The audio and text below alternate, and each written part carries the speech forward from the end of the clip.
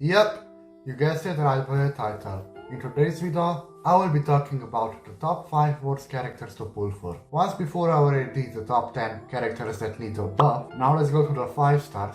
The characters that, well, I won't say that you shouldn't pull for them, but they really aren't generally recommended to pull for. So buckle up, because this one's gonna be tough, because there's gonna be a lot of crying. At the number 5, we have Eula. I'm sorry everyone who uses Eula, but it's true. Now Eula is a pretty strong physical damage dealer, in fact the strongest physical damage dealer in the game, that works on stacks. And what those stacks do is that they increase Eula's damage, and when Eula also has those stacks, it increases her resistance to interruption. Through her abilities, Eula can decrease enemies' cryo and physical resistance and create those lightfall swords that basically just deal an extra damage upon exploding, depending on how many stacks she has at the moment, of course.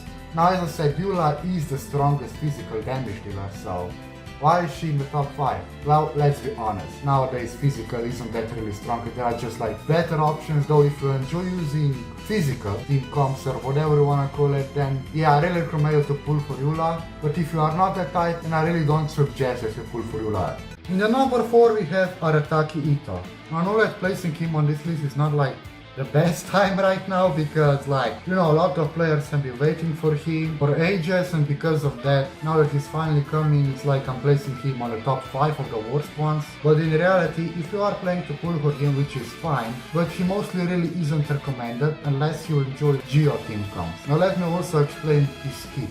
So Ito, just like Eula, also works on stacks, but unlike with Eula, well, honestly, Ito stacks also increase his damage, but like, the main point is that these stacks increase his charge attack speed, which makes Ito deal just more geo damage. And not to mention that you will always be dealing that geo damage inside of his burst, because that's what he really relies on. Not to mention high energy cost 70, but like for someone who relies on his burst, that's pretty bad. Though during this time you can gain stacks by normal attacking or even using his skill, which makes Ito spawn his little pet cow that just taunts enemies as well. On his burst mode you also gain stacks, in fact even more when normal attacking. So yeah, Ito really works like in Geo team comps, especially like with someone like Guru who can support him. But even if he can be used in Geo teams, ever since 4.3, Navia has been released and Navia can easily just replace Ito, making Ito like kinda irrelevant now in the game. And even if it's been forever, he's still not that worth it anymore, I'm sorry everyone. On the number 3 we have is Yoimiya.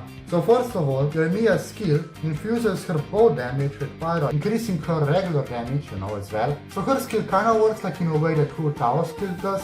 But the difference between Huotao and Yoimiya is obviously that Huotao is on melee range, while Yoimiya is on long range. While Yoimiya's burst makes her deal a quick AoE fire damage, you know, jumps and fires those fireworks, and then she also marks that specific opponent, which this mark will give other party members an additional pyro damage every 2 seconds, making this effect great for pyro reactions. So now why is Yoimiya in the top 3? She seems good, right? Well, first of all, Yoimiya is more like a single target DPS character, so she like works terribly in those areas where you have to attack multiple opponents, and therefore she can easily be replaced by better mid DPS characters that are also 5 stars from limited banners such as Hutao or especially Lily. And the number 2, honestly this one also makes me very sad. Sino, my man. He really relies on his 80 energy burst, though that is just really powerful anyway, and great for reactions such as Hyper Bloom, and by using his skill in the burst, you know, it even extends the duration of his burst up to 18 seconds, from 10 seconds to 18 seconds. So how on earth is that bad? High investment, and because of that he can easily be replaced by other Electro characters. Even if he's Hyper Bloom and very strong, blah blah blah. For a 5-star limited banner character, he's just not really worth your Primogems, I'm sorry. He is very expensive and difficult to build since you need to balance attack, elemental mastery, and energy recharge. So if you don't really build all those 3 things on him at the same time, then he's either gonna take too long to recharge his burst, or he's simply gonna be a useless character who will barely deal any damage. Therefore, he can literally just be replaced by lots of Electro characters like Raiden Shogun, Kuki Shinobu, or even Catching. Now the number 1 spot is pretty easy, not gonna lie. A lot of you will probably agree on this one, Klee. Now Klee's kit is literally just about exploding, like she's just like nothing else but a child terrorist, alright? Like do I even have to explain her kit? I'm pretty sure everybody already knows her. Like her normal attack is about exploding things, dealing pyro damage. Her skill, also explosions, mines, just create mines and boom boom boom. Her board just makes her deal an area damage, pyro one, and it also applies a bunch of pyro. Not to mention that she's also difficult to play because she has short range.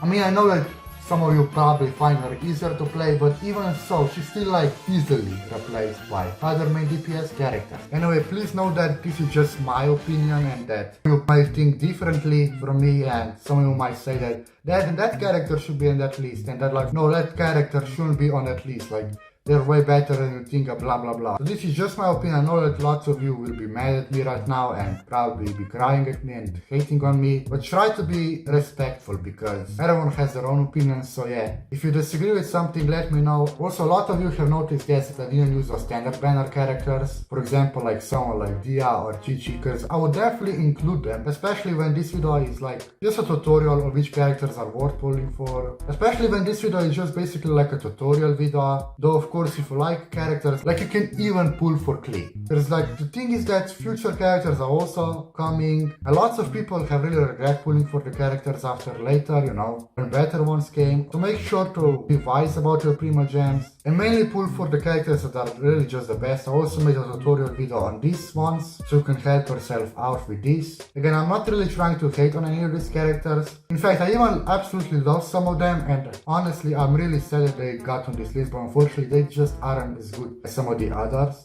But other than that, thanks for watching this video, and I will see you all in my next video.